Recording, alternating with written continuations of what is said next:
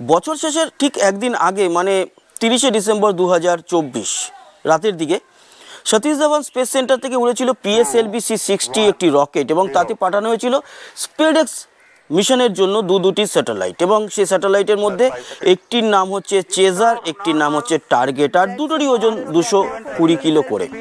এই যে মিশনটি কেন গুরুত্বপূর্ণ তার কারণ হচ্ছে এই মিশনটিতে ভারত তথা ইসরো পরীক্ষা করবে মহাকাশে আমরা সক্ষমতার সঙ্গে দুটো মহাকাশযানকে একসাথে মিলন ঘটাতে পারি কিনা, যেটা আমি আসছি পরবর্তী দিনগুলোতে কেন এটা খুব গুরুত্বপূর্ণ এবং কি কি কাজে আমাদের লাগবে। সেই বিষয়ে আসার আগে আপনাদের বলে রাখি, এই যে ঘটনাটি, এই যে দুটো স্যাটেলাইটের মধ্যে ডকিং করানো এবং একটি রোবোটিক আর্মকে দিয়ে হেল্প নিয়ে সেটিকে সাহায্যকারী হিসাবে ব্যবহার করে তারপর একটি যে মহাকাশযান বা স্যাটেলাইট তার সঙ্গে আরেকটি স্যাটেলাইটের হ্যাচের সঙ্গে হ্যাচ মিলিয়ে একেবারে লক করানো এবং দুজনের সঙ্গে দুজনকে যাতে ইলেকট্রিক্যাল লাইন, সেন্সার সমস্ত কিছু দুজনের সঙ্গে বাইপাস করতে পারে তার সমস্ত কানেক্টরকেও মিট করানো, এই হচ্ছে গিয়ে ডকিং। তো এই ঘটনাটি কবে ঘটতে চলেছে? 30 তারিখে তো রকেটটি উড়ে গেছে, কিন্তু তারপরে জানানো হয়েছিল 7 তারিখ 7ই জানুয়ারি 2025 মঙ্গলবার এটি ডকিং এক্সপেরিমেন্ট করবে।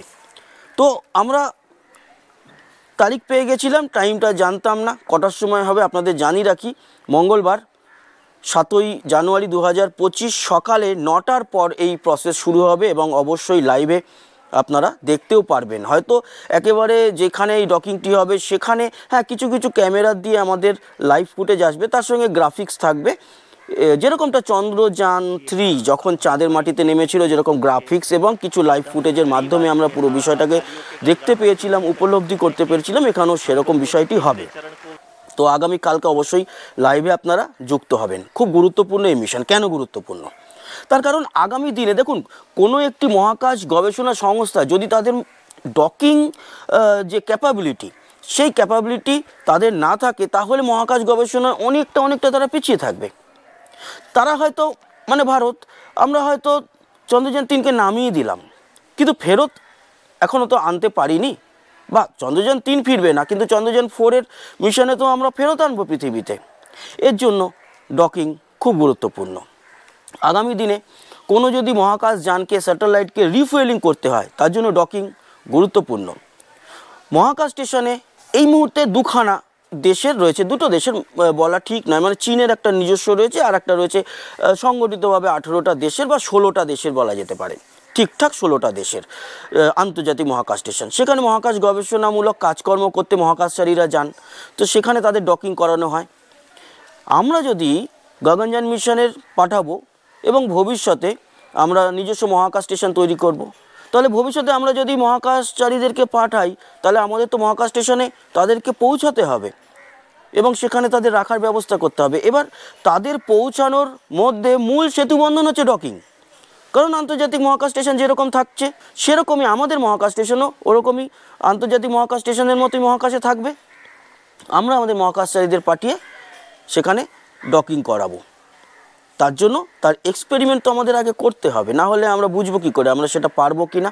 এইসব জিনিস তো আর আমাদের পৃথিবীতে থেকে সম্ভব নয়, পৃথিবীতে জিনিসটা বানানো সম্ভব, পরিকল্পনা করা সম্ভব, কিন্তু আলটিমেটলি কাজটা যখন মহাকাশে করা হবে তখন মহাকাশেই আমাদের টেস্টিংটা করতে হবে। তার জন্য বেছে নেওয়া হয়েছে 7ই জানুয়ারি। আরও একটা গুরুত্বপূর্ণ, আমরা যে কোনো সময় যদি চাঁদে কিংবা অন্য গ্রহে কোনো মহাকাশযান পাঠাই, তাকে ল্যান্ড করাই, তাকে যদি স্যাম্পেল কালেক্ট করে আবার পৃথিবীতে ফেরত আসতে হয় তাহলেও ডকিং গুরুত্বপূর্ণ। কেন?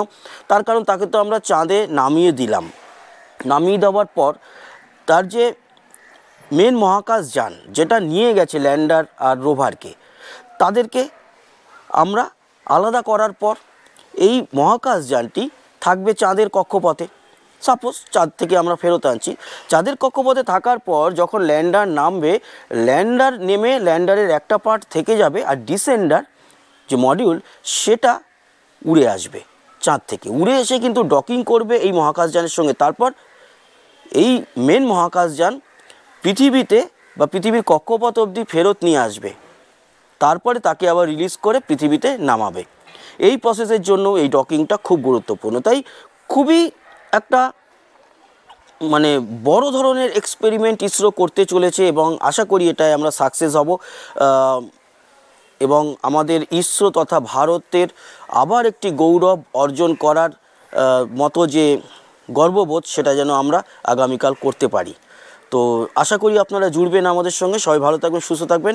এই সমস্ত বিষয় নিয়ে এছাড়া আবহাওয়ার আপডেট নিয়ে দেখা হচ্ছে, তবে আজকে আর আবহাওয়ার আপডেট দিলাম না, কারণ নতুন করে আবহাওয়ার আপডেটে নতুন করে কিছু বলার নেই। ওই তাপমাত্রা একটু কমবে বাড়বে, তাছাড়া কোনো ঝড় বৃষ্টি কিছু নেই। হ্যাঁ, মঙ্গলবার আগামীকাল উত্তরবঙ্গে কয়েক জেলায় বৃষ্টি আছে, এই হচ্ছে গিয়ে আপডেট। তাও মুখে একটুখানি আপনাদের বলে দিলাম।